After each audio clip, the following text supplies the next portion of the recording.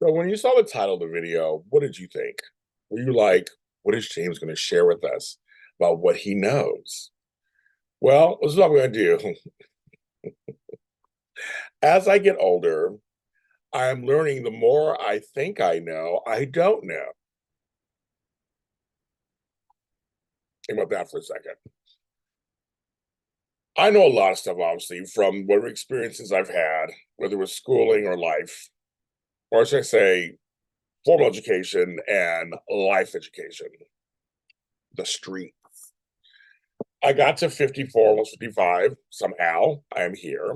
Oh, I made mistakes, done things I shouldn't have did, had some fun along the way, and made it here. And I look at that a little bit.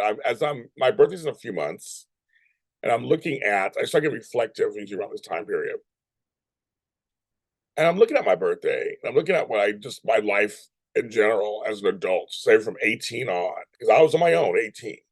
I was one of those folks who left when I was on 18, which I always knew I was going to. I mean, my mother would tell you, I was like, I'm going to leave at 18, I'm going to go and explore the world.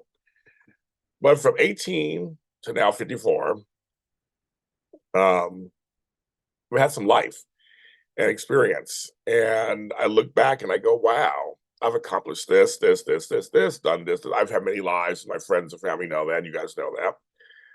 And there's just times like I go, how did I do it?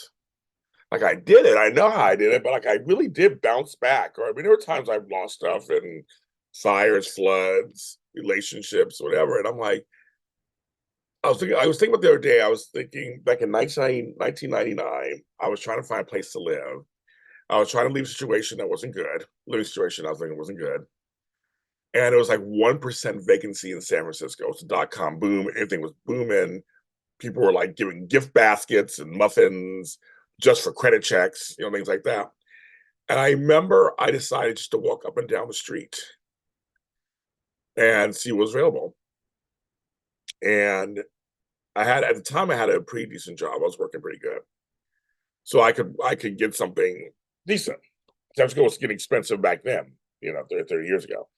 I was really 25 years ago.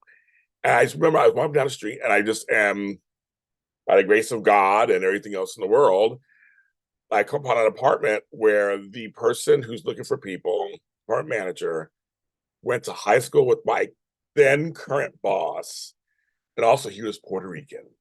We banded together with the New York stuff.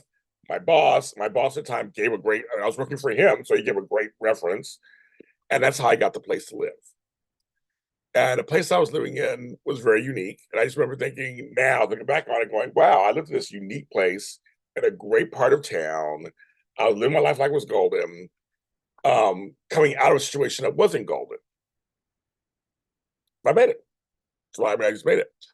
I've had jobs that I just, oh, I mean, they were so serious and dire, and oh my God. And then somehow those jobs are my past. Half the jobs I've worked in San Francisco are now out of business. They're not even in business anymore.